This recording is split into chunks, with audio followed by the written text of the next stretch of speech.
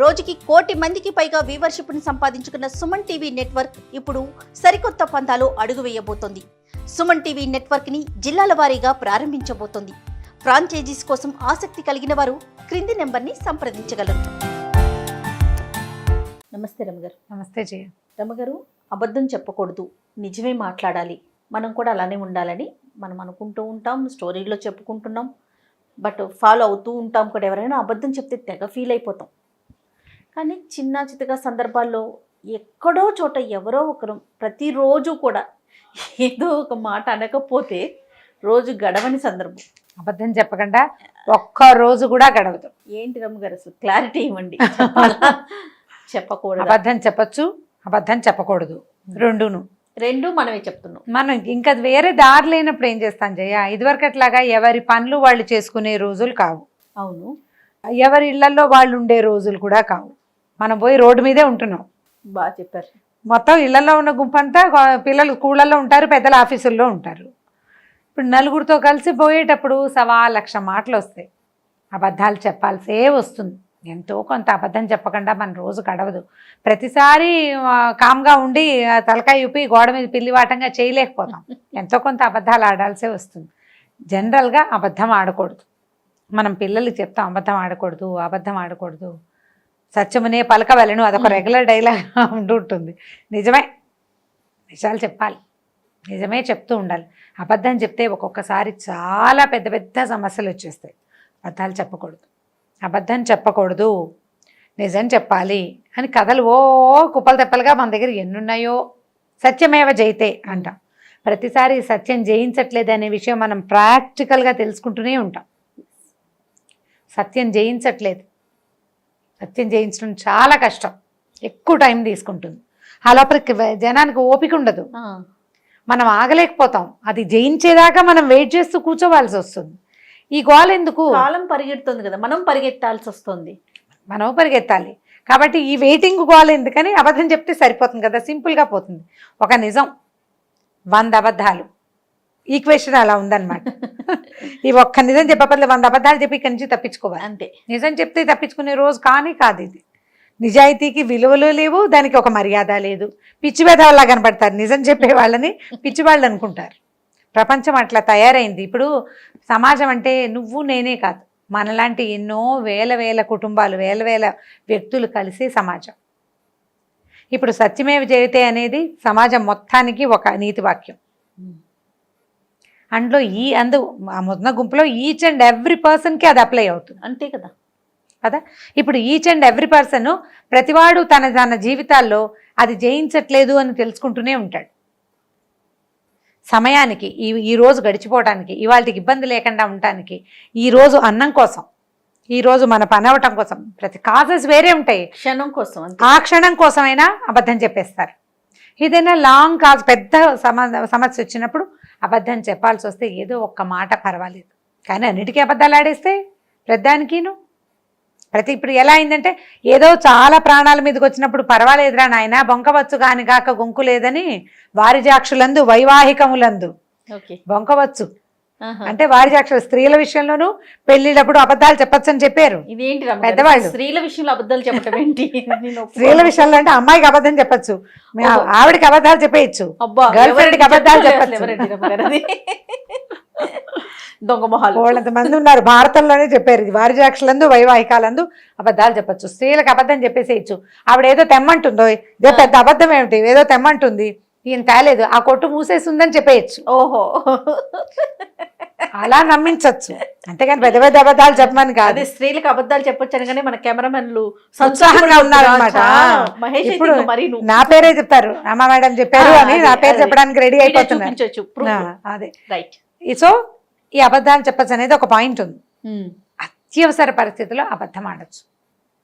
అమావాస్యకి పుణ్యానికి అబద్ధం ఆడచ్చు, అన్నిటికీ అబద్ధాలు ఆడకూడదు.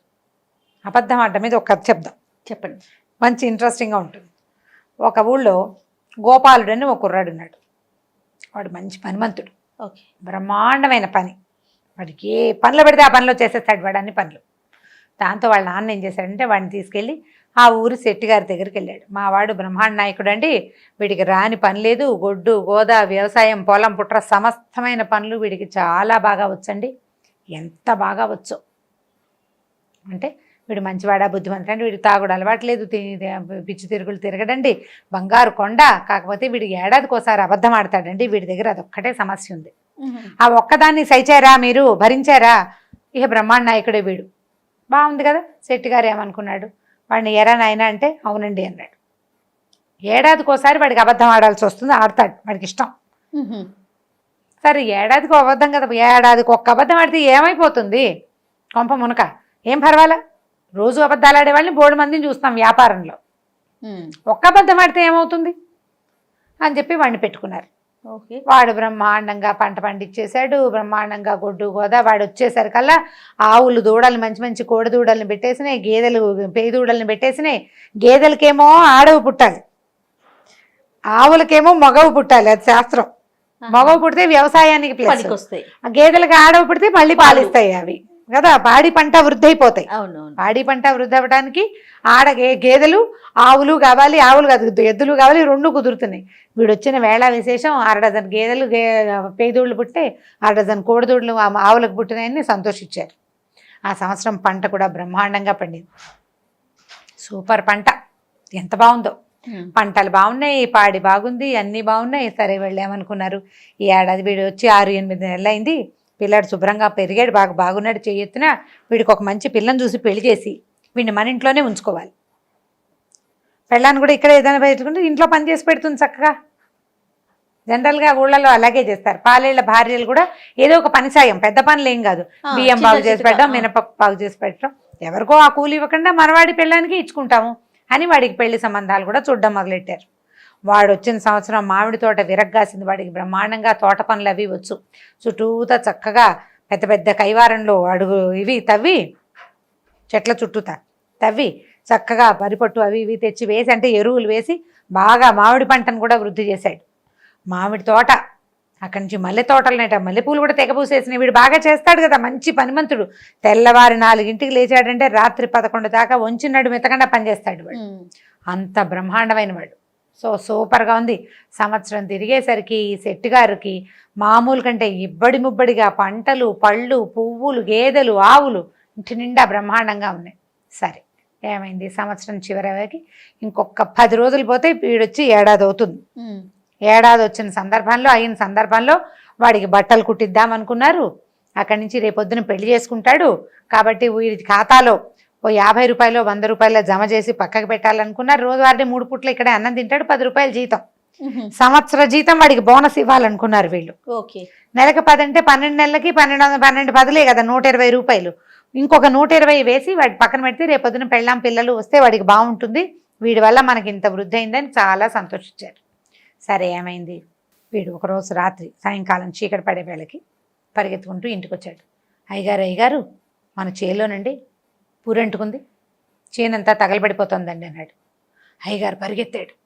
చేలో మొత్తం ధాన్యం అందులోనే ఉంది, చేను అంటుకుంది, కొద్దిగా అంటుకుంది. ఈయన అక్కడికి వెళ్ళాక వాడు ఈయన ఇద్దరు కలిసి వెళ్ళారు. కలిసి వెళ్ళి సరే ఆ కాస్త ఆరిపారు. అరిచి పరిగెత్తి అలసిపోయాను రా, చిన్నగా పూరంటుకుంది అంతే కదా, సరేలే మొత్తానికి దూరం నుంచి చూస్తే నాకు కనపడలేదు రోయ్, చిన్న మంటే ఉంది, నువ్వు చెప్పిన దాని ప్రకారం అంతా అంటుకుపోయింది అనుకున్నాను, నువ్వు అబద్ధం చెప్పావు అనుకున్నాను రా, నిజమే చెప్పావు, కొద్దిగానే అంటుకుంది, కాస్త గట్టిగా గాలి వేస్తే ఆ పరశురామ ప్రీతి అయిపోయేది. సరే నేను ఇక్కడ కూర్చుంటాను, నువ్వు ఇంటికి వెళ్ళి అమ్మగారిని అడిగి ఏదైనా తాగడానికి జావో ఏదో పట్టుకురారా, రాత్రి కాపలా ఉండి రేపొద్దున దింపేసుకుందాం, నిప్పు అంటుకునేసరికి భయంగా ఉందిరా అన్నాడు. అయ్యగారు ఇక్కడ కూర్చోండి అని కూర్చోబెట్టాడు. అయ్యగారు కూర్చున్నారు. వీడి ఇంటికి వెళ్ళాడు. ఇంటికి వెళ్ళి పరిగెత్తుకుంటూ వచ్చాడు. వచ్చి అయ్యగారు ఇంకేముందండి, మన కొంప కొల్లేరైపోయింది, ఇల్లు గోడ పడిపోయి అమ్మగారు పిల్లలు దాని కింద పడిపోయారండి అన్నాడు. అనేసరికల్లా ఈయన ఏం చేశాడంటే అప్పటికి ఈ వరి పనిచేస్తున్నాడు కదా, ఇవన్నీ కళ్ళని చుట్టూతా పేర్చుకున్నాడు అనమాట. దాంట్లోంచి గబగబా దిగి రాలేకపోయాడు, దడొచ్చేసింది. ఒరే నువ్వు పరిగెత్తరా, రాళ్ళు అవి తీగి నేను వెనకాల నడిచొస్తాను, ఆ మాట వినేసరికి ఆ గడ్డి మధ్యలో ఉన్న వాళ్ళు అంటే సులువుగా గబగబా బయటికి రాలేదు, కాళ్ళు తప్పట అడుగులు పడతాయి. కొంచెం పెద్దవాడు ఆయన, 50 ఏళ్ళ వాడు, వీడేమో 20 ఏళ్ళ కుర్రాడు కదా, నువ్వు పరిగెత్తుకుంటూ వెళ్ళరా, ఇంటికి వెళ్ళి రాళ్ళు అవి తీ, చుట్టుపక్కల నలుగురిని పిలువు అని చెప్పాడు. వీడు పరిగెత్తుకుంటూ ఇంటికి వెళ్ళి అమ్మగారు ఇంకేముందండి పూరిదిమ్మ మొత్తం కూలిపోయింది, పూరే సంగతి కూలిపోయింది, అయ్యగారు దాని కింద పడి నలిగిపోయారండి అని చెప్పాడు. అయిదా వాళ్ళు పరిగెత్తుకొచ్చారు. ఈ మొత్తం వ్యవహారం అంతా సాయంకాలం కదా జరిగింది. ఈ గడ్డి అంచుకుని ముందు వీడొచ్చి మళ్ళీ వీడి ఇంటికి వెళ్ళి మళ్ళీ వచ్చేసరికి బాగా చీకటి పడిపోయింది. ఈ నడిచి వస్తున్న ఆయన హైరాన్గా వస్తున్నాడు కదా, పక్కనున్న బురద చెరువులో పడ్డాడు. వస్తూ పడేసరికల్లా ఒళ్ళంతా బురదంటింది. ఆయన మెల్లిగా నడిచొస్తున్నాడు. ఆ బురద దడొచ్చేస్తుంది, నడవలేకపోతున్నాడు. హైరాణ పెళ్ళాం పిల్లలు ఏమైపోతాను ఏడు చేసుకుంటున్నాడు. ఆ ఇంట్లో పెళ్ళాము పిల్లలు చుట్టుపక్కల వాళ్ళంతా లబోదిబోమని ఏడ్చుకుంటూ వాళ్ళు కూడా వచ్చారు. ఈ కుర్రాడు లేడు. వాళ్ళు ఎదురుపడ్డారు. ఎవరో ఇనువంటే ఏమిటి మీ బొంద నేను సెట్టిని అంటాడు. సెట్ ఇంకెక్కడ సెట్టి గారు చచ్చిపోయాడు, పురిదిమ్మ కూలిపోయిందిట అని వాళ్ళంతా ఏడవటం మొదలుపెట్టారు. నా పెళ్ళాం పిల్లలు చచ్చిపోయి నేను నేడుస్తుంటే మీరు ఏడుస్తారేంట్రా, నేను బతికే ఉన్నానరా మీ మొహాలు మండ అంటాడు. చీకటి అమావాస్య నాటి రాత్రి చీకటి పడిపోయింది. వాళ్ళు ఏడుస్తున్నారు, ఈయన ఏడుస్తున్నాడు. ఒక 10 నిమిషాలు చేరి బాగా పరస్పరం ఏడ్చిన తర్వాత వాళ్ళకి అర్థమైంది ఎదురుగుండా ఉన్నవాడు శెట్టి గారే, ఆయన ఏమి చచ్చిగిచ్చి పోలేదు, వీళ్ళకేదో అయిందని ఏడుస్తున్నాడని ఆయన కూర్చోబెట్టి, బాబు హైరాన్ పడకండి, ఏం జరిగిందంటే మా ఆవిడ పిల్లలు చచ్చిపోయి. ఏం చచ్చిపోయారండి? మీ లోపల ఎవడో ఒక బీడీ వెలిగించడానికి అగ్గిపుల్ల వెలిగించాడు. చచ్చిపోలేదండి, ఇదిగోండి మీ ఆవిడ, ఇదిగోండి మీ పిల్లలు అన్నాడు. ఈ శెట్టి గారిని చూశారు, మొహం కడుకుని చూపించాడు. అంతా ఇక్కడే ఉన్నారు. ఇదేమిటి అందమని ఇక్కడే ఉన్నావు, వాడు ఇలా చెప్పాడు, వాడేడంటే వాడు లేడు, వాడు కనపడలా. ఇంత అబద్ధం ఎందుకు చెప్పాడు వాడు అనేసరికల్లా ఈ లోపల ఆ ఇంత పిల్లాడు ఉన్నాడు శెట్టి గారికి. నానోయ్ వాడు ఏడాదికి ఒక అబద్ధం చెప్తానన్నాడు, ఇంకో వారం తిరిగితే వాడు వచ్చి ఏడాది అవుతుంది, వాడు అబద్ధం చెప్పాడేమో నాన్న అనేసరికల్లా వీళ్ళకు మా కోపం ఒళ్ళు మండిపోయింది. ఇంత మాట చెప్తాడా, ఇంత అబద్ధం ఏమిటి, చచ్చిపోయారని అబద్ధం చెప్తాడా వాడు? సరదా ఎంత సరదా అయితే మాత్రం అబద్ధపు సరదా ఏమిటి? అవసరానికి అబద్ధం చెప్పాలి కానీ సరదాకి అబద్ధం చెప్తే ఎట్లా? ఇదంతా గందరగోళం అయిపోయింది కదా. ఆయనకి గుండాకి చచ్చిపోతే శెట్టి గారు టెన్షన్ తోటి, లేకపోతే ఆ ఇంట్లో పెళ్ళామో పిల్లో ఎవరో ఒకళ్ళు హైరాన్ పడి చచ్చిపోతే టెన్షన్ పడతారు కదా. అక్కడి నుంచి ఊళ్ళో వాళ్ళందరూ నానా తిట్లు తిట్టారు. వాళ్ళ నాన్నని పట్టరండి రా, వాడిని చెట్టు కట్టేద్దామన్నారు. తండ్రిని తీసుకొచ్చారు. నేను ముందే చెప్పాను కాదుటండి వాడి సంగతి, ఒక్క అబద్ధం ఏడాదికి ఒక అబద్ధం ఆడతాడు. మీరు ముద్దు చేసి 2 అబద్ధాలు ఆడించుకున్నారు, మీరు పాడు చేశారు వాడిని బాగా చూశారు, బట్టలు కుట్టించారు, పెళ్ళి అన్నారు, పేరంటం అన్నారు, డబ్బులు నీకు డబల్ ఇస్తామన్నారు. అంత ముద్దు ఎక్కువయ్యేసరికి వాడు 2వ అబద్ధం కూడా ఆడాడు. మీరు చచ్చిపోయారని ఆవిడ చెప్పాడు, ఆవిడ పిల్లలు చచ్చిపోయారని మీకు చెప్పాడు. మీ వల్ల మా వాడు 2 అబద్ధాలు ఆడాడండి, నేను దాకా ఒక్క అబద్ధమే ఆడాడు. శభాష్, మీరే చెడగొట్టారు. వాడిని పనివాడిలా చూస్తుంటే బ్రహ్మాండంగా ఉండేవాడు, ఒక్క అబద్ధంతో సరిపెట్టేవాడు. ఇప్పుడు మీ వల్ల కదా మా వాడు 2 అబద్ధాలు ఆడాడు, కాబట్టి మీరే నాకు డబ్బులు ఇవ్వాలన్నాడు వాళ్ళ నాన్న. ఊళ్ళో వాళ్ళంతా వాడిని చెడదిట్టారు. ఇదేం అబద్ధం నీ బొందా, వాడు ఏంటంటే వాడు ఇక్కడెక్కడున్నాడు, లేచకపోయాడు, గొడవ అంతా బయటకు వస్తే తను తిడతారని. అక్కడి నుంచి మర్నాడు వాడిని వెతికి పట్టుకుని ఈ శెట్టి గారు పట్టుకున్నారు. మరి ఇంత డబ్బులు గలవాడు కదా ఈయన, 4 మనుషులు పంపించి, ఎరా ఇంత అబద్ధం ఆడతావా, ఇట్లాంటి అబద్ధం కాదు ఆడాల్సింది. అబద్ధం ఎప్పుడు ఆడాలి? అత్యవసరమైనప్పుడు, ప్రాణాపాయ స్థితి వచ్చినప్పుడు, నువ్వు తప్పుకునేందుకు ఏ ఆసరా లేనప్పుడు అబద్ధం ఆడి తప్పుకోవచ్చు. అంతేగాని సరదాకి అబద్ధం ఆడకూడదు, అన్నిటికీ అబద్ధం ఆడకూడదు. నీ సరదా శెట్టి గారి ప్రాణం పోతే అని అందరూ కేకలేశారు. వాడి డబ్బులు వాడి చేతులు పెట్టి, నువ్వు మళ్ళీ మా ఊరు ఛాయలకి రావద్దు, ఊళ్ళో ఎవరింట్లో పెట్టుకున్నా వీడి ఈ పనే చేస్తాడు, వాడికి ఎక్సైట్మెంట్ వస్తుంది అనమాట. అంతకుముందు వాడు చిన్నప్పుడు ఎక్కువ అబద్ధాలు చెప్తుంటే వాళ్ళ నాన్న వాడికి ఏడాదికి ఒకసారి అని కట్టడి చేశాడు, సంవత్సరానికి ఒకసారి ఫిక్స్ అయింది, పీక్ లో ఉన్నాడు అనమాట వాడు. కాబట్టి ఈ పీక్స్ లో అబద్ధాలు ఆడకూడదని వాడిని సరి చేసి పెట్టి పంపించారు. సో ఈ కథ కంచికి మనం ఇంటికి, పిల్లలకి మనం ఏం చెప్పాలి, అబద్ధాలు ఆడకూడదని చెప్తూ ఉండాలి. అబద్ధం ఆడచ్చు, అబద్ధం ఆడచ్చు అప్పుడప్పుడు అని మాత్రం పిల్లలకి అనిపించకూడదు.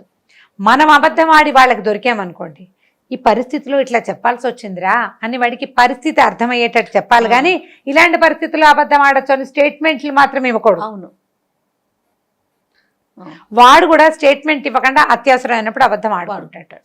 అబద్ధం ఆడితే పిల్లాన్ని సహించద్దు.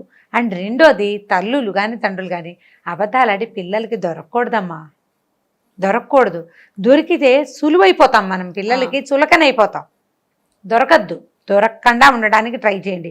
దొరికితే వాడికి అర్థమయ్యేలాగా చెప్పండి, బట్ స్టేట్మెంట్స్ ఇవ్వకూడదు. ఇలాంటప్పుడు అబద్ధాలు చెప్పేచ్చిరా అని చెప్పద్దు. అబద్ధం ఆడకూడదు అన్న దాన్ని మెయింటైన్ చేస్తూ ఉంటే కనీసం కొంత రూల్స్ ఏర్పడి ఉంటాయి.